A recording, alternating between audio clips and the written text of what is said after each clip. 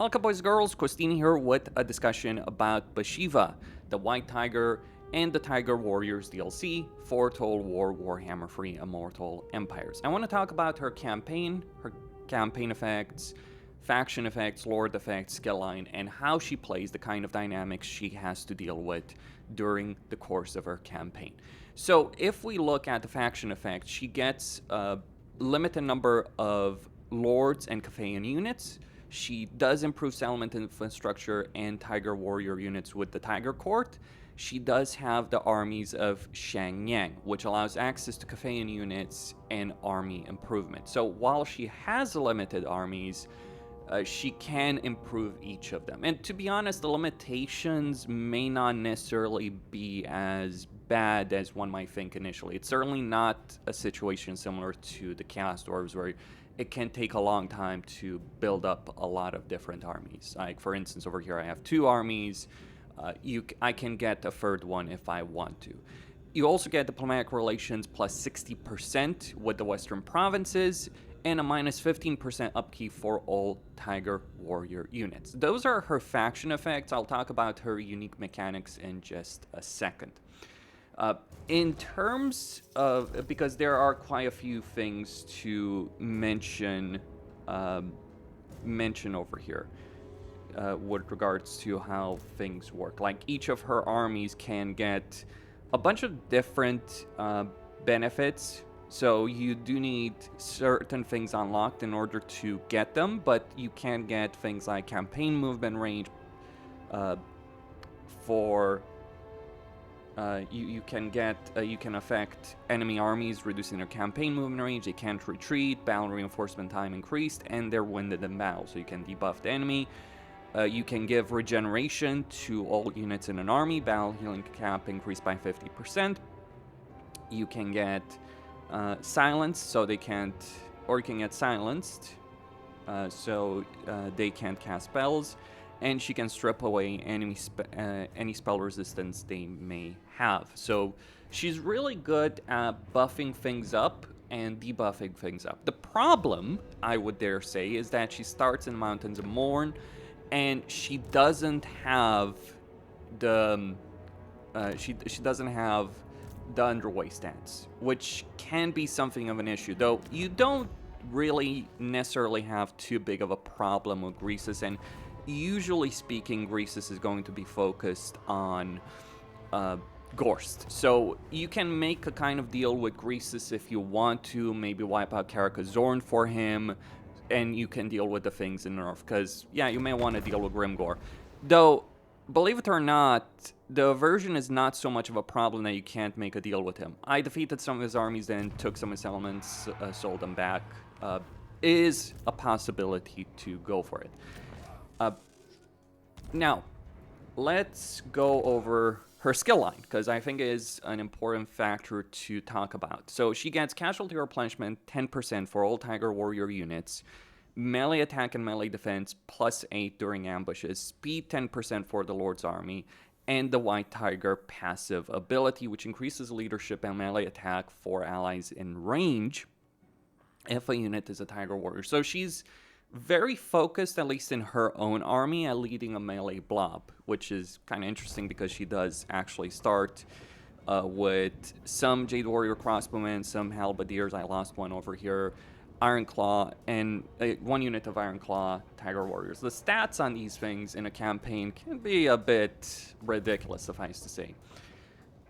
Though you will probably be using quite a few Tiger Warrior units, and that's one of the things to mention, because Cathayan units are limited, but Tiger Warriors are not. However, Tiger Warriors are more expensive to recruit than everything else, but they're also not really that expensive. I mean, money, as you can see, is not necessarily going to be a problem. In fact, you might not necessarily focus all that much on economy. Cathay can afford to maintain a lot of different armies very quickly in a campaign, though the pacing that I've chosen to go for here is not strictly the best. We'll go over settlements, because her settlements also work in a unique way. She does get a mission for the Blades of Shang-Yang, which gives her a bunch of melee capability, so melee attack, weapon strength, fire resistance. She also has a quest battle, which I showed off yesterday, and I'm not quite sure how would do that at just like rank 13, because it's a fairly long one. There's quite a few enemies, but that gives you Heaven's Gate, which is a blink ability and a lot of ward save. So she can get a good amount of ward save in her campaign. I'm not quite sure how much, or if I have any, because I don't actually have any right here. But yeah, 10%, then you get, you know, an armor. You know, Trickster Helm, for instance, you can get quite a good amount of survivability. She does have a fair amount of physical resistance. Now, skill line wise, one important thing to note is that she does have the regular Caffeine skill line, but that's been changed a bit because Unyielding, for instance, now affects Tiger Warriors, dual axes they're called over here. But yeah, Tiger Warrior Stalkers, Ironclaw Tiger Warriors, so you get a bunch of melee attack and melee defense for them. The Sawai, like in this case, I've gone for range capability right there in the case of him. But I'll talk about the Sawai in just a bit once I finish discussing Bhashiva. She replenishes 25% campaign movement range after winning battle in her special skill line, rune recovery time -2 turn, and cooldown -30%, because, yeah, it does have a cooldown for Ferocious Ambush, -30% for Ferocious Ambush, so that's pretty good. She does have Hidden Huntress upgrade, so she can debuff, she can debuff Hidden Huntress to reduce armor, melee defense, and speed, so she's really good at hunting down enemy lords. She will defeat Grimgor in a duel, in skirmish. In a campaign with higher level items and skill line, because keep in mind, Grimgor has a bunch of skills in a campaign situation that really do buff up his melee capability. She does get casualties post-battle increased by 20%, which kind of doesn't necessarily mean all that much. I mean, you get a bit more money, but she does have a bunch of leadership and melee attack benefits when fighting against Ogre Kingdoms, Warriors of Chaos, Demons of Chaos, Khorne, Siege, Nurgle, and Slash.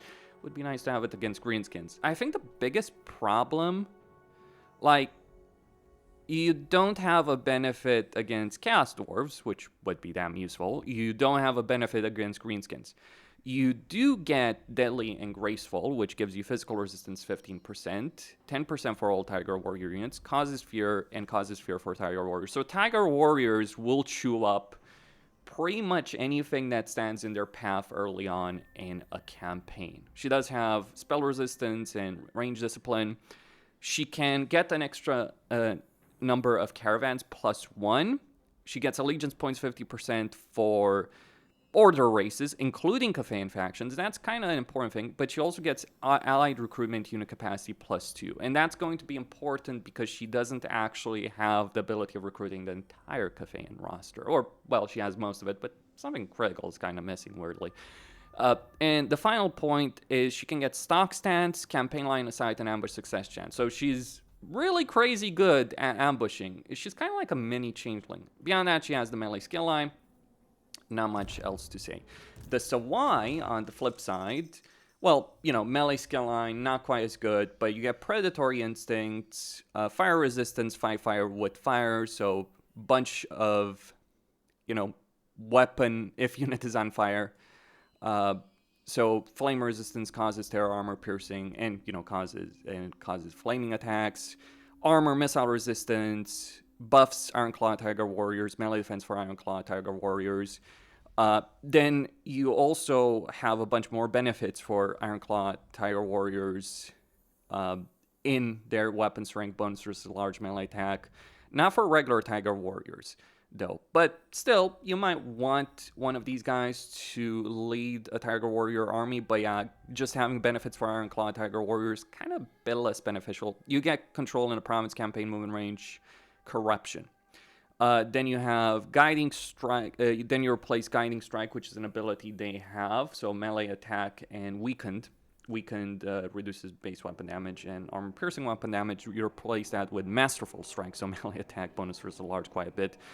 And Fight Fire with Fire for embedded heroes too, as well for the Sawai. Beyond that, of course, immortality and all that. Okay, so that's how Bhashiva, those are the faction effects, those are the Lord skill lines, and the regular the Sawai skill line, let's talk about how her campaign actually works.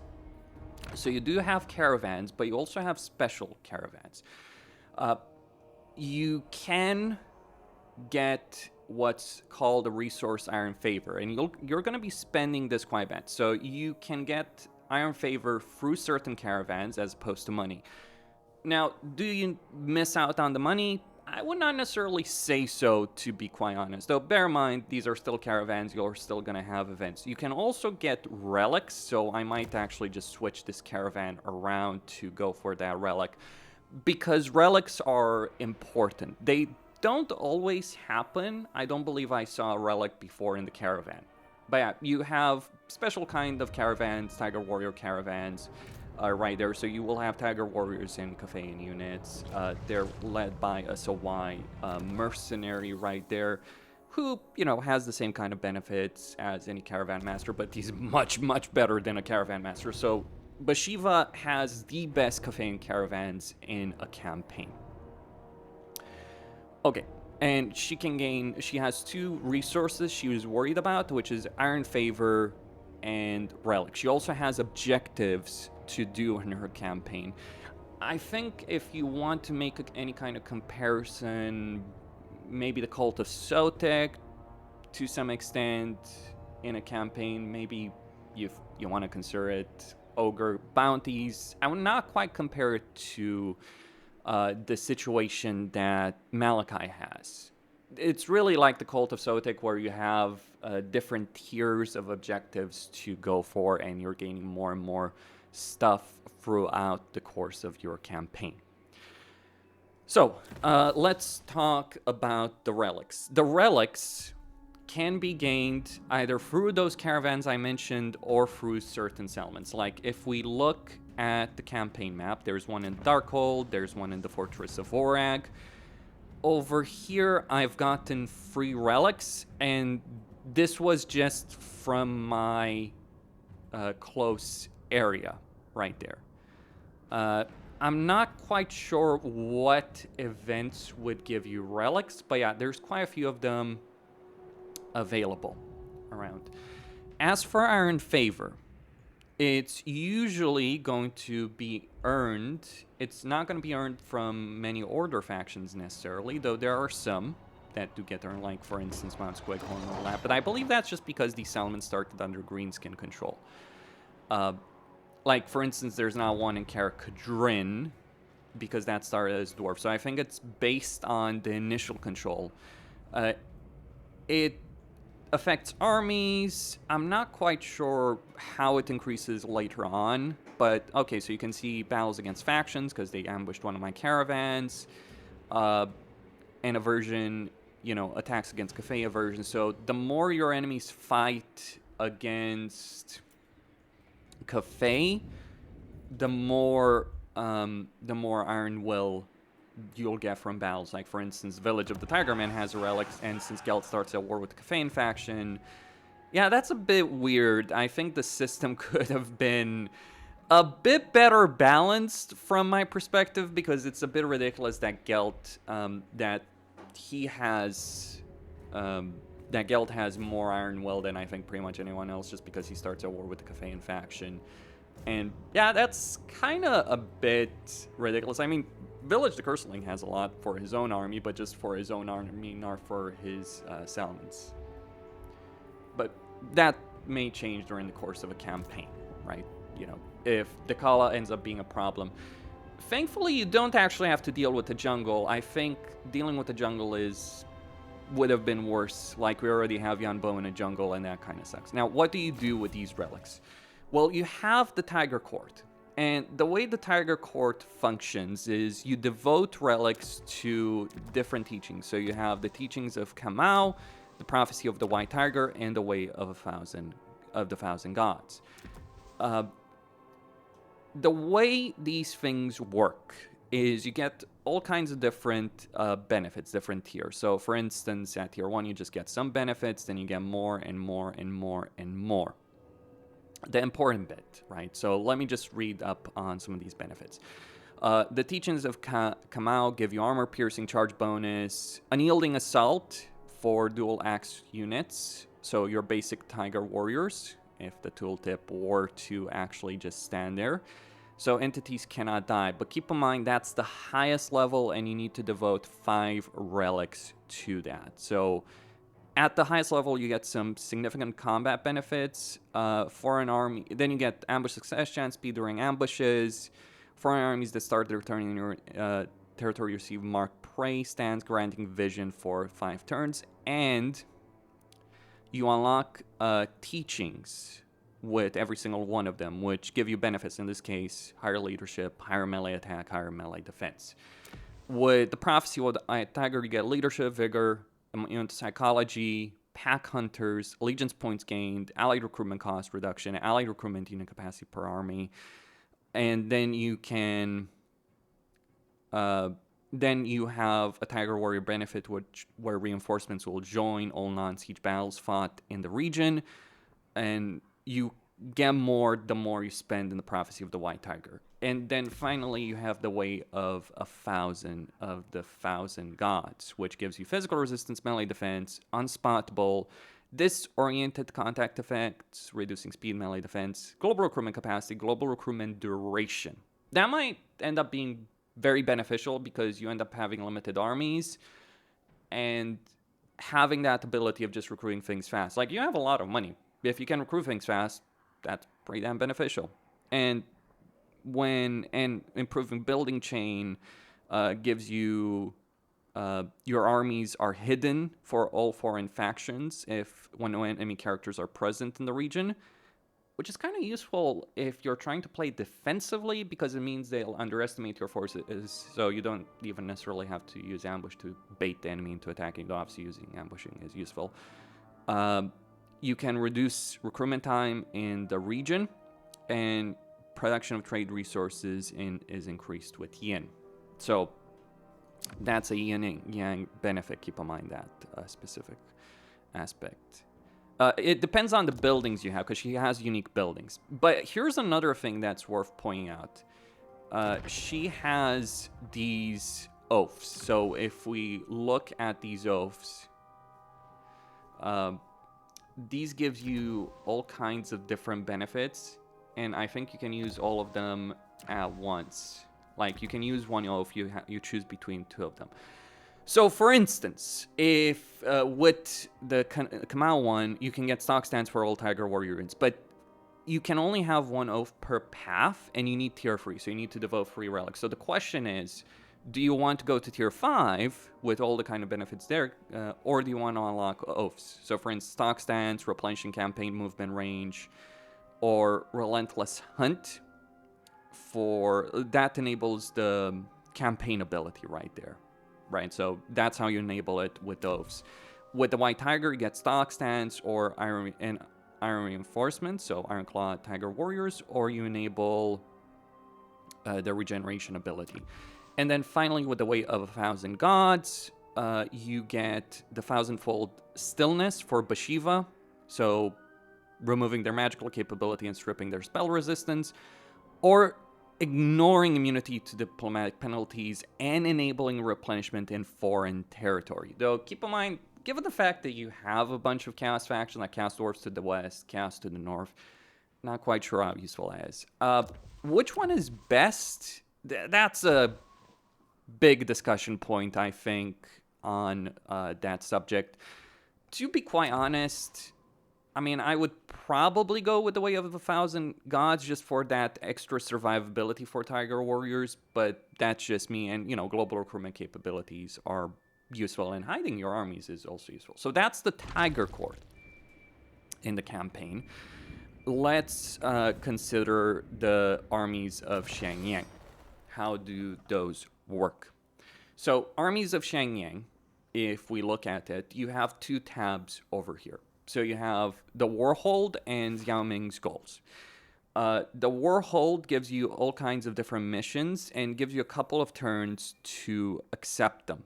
Now, these are basically like ogre bounties in a campaign, and you can accept them and get different benefits for Xiao Ming's goals. Some of these can give you Iron Favor, but mostly Iron Favor is going to be gained in battles.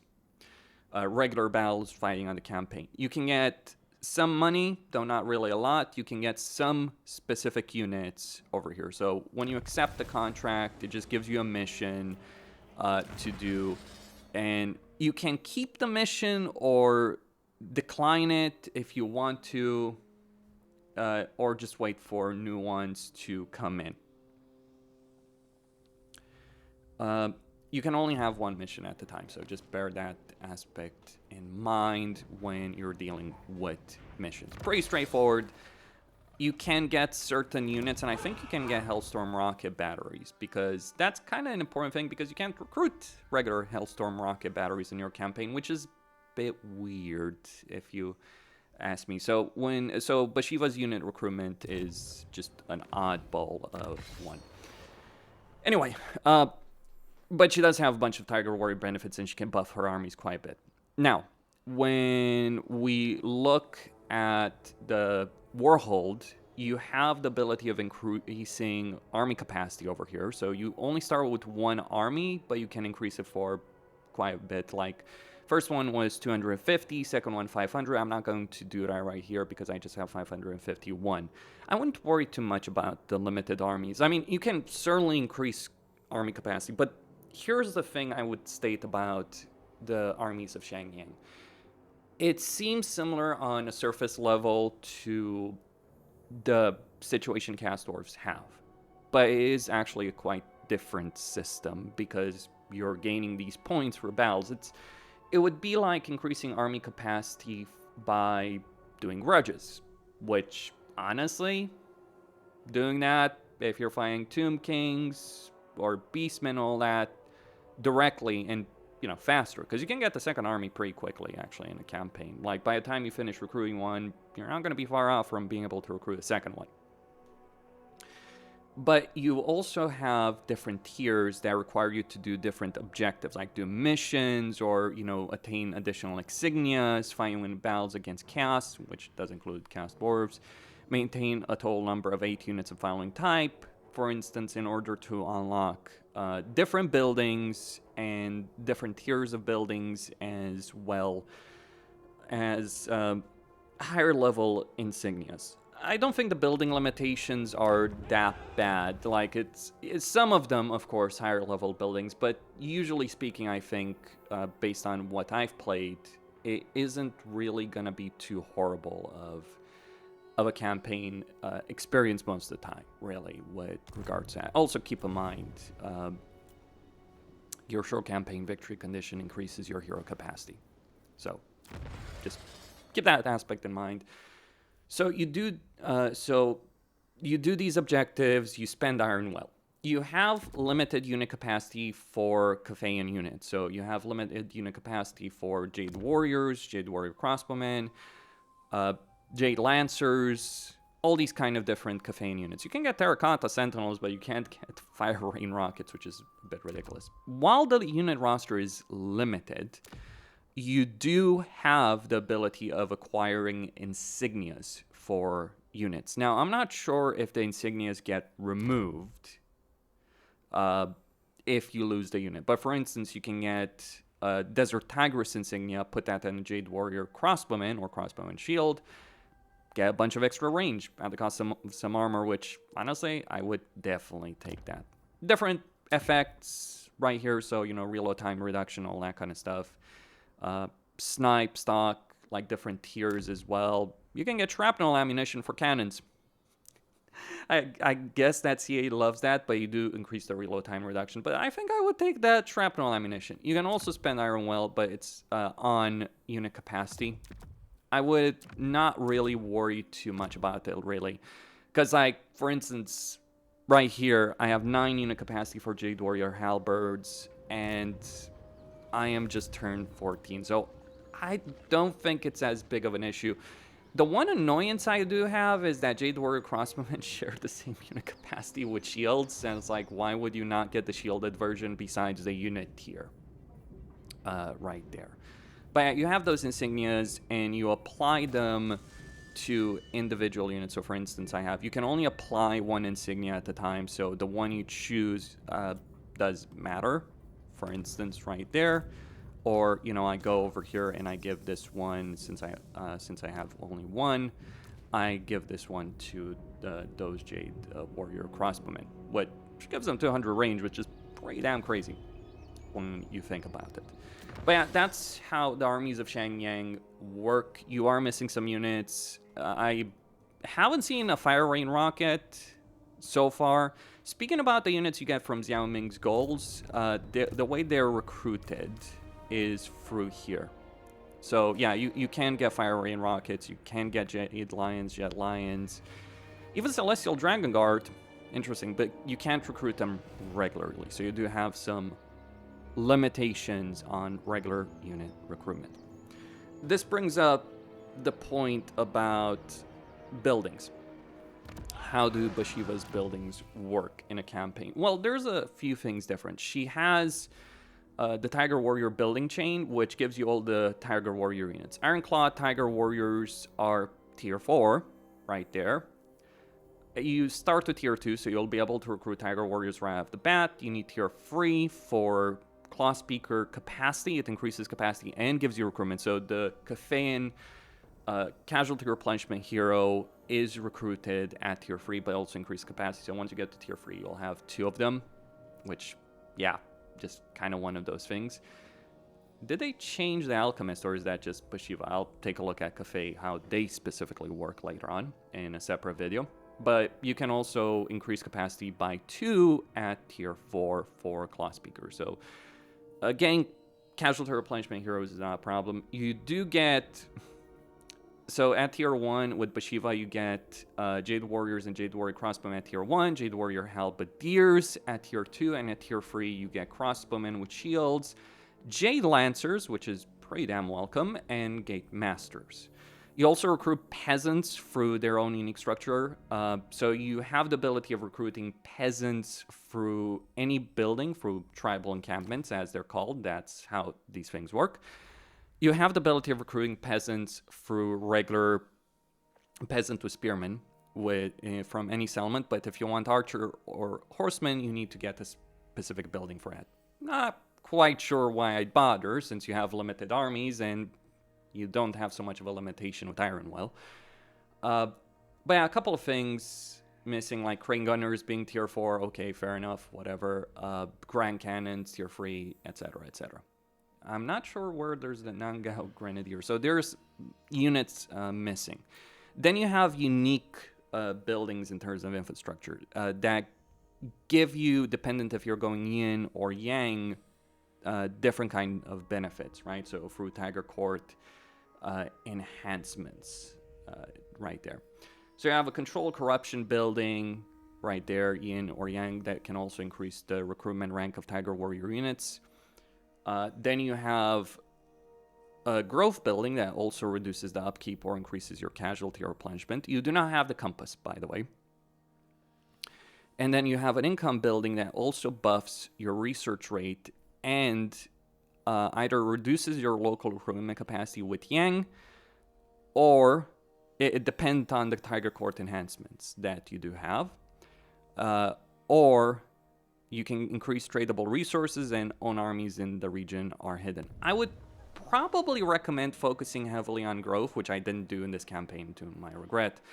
But I would strongly recommend focusing heavily on growth initially in the campaign as opposed to money, because the amount of money you're actually gaining through these buildings is not necessarily high. And given who you're fighting over there with Grimgor, you know, money is not strictly going to be a problem, like if I trade this, for instance, or just defeat him, because Grimgor is going to throw a bunch of different armies against you. But yeah, you don't have the compass.